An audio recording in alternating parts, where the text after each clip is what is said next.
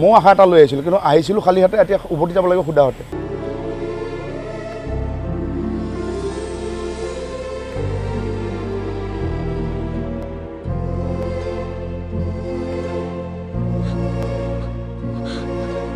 মোৰ সন্তানটিৰ হেৰি ক্ষেত্ৰত, হত্যা কৰাৰ ক্ষেত্ৰত অলপ ন্যায় পাওঁ যাতে মই।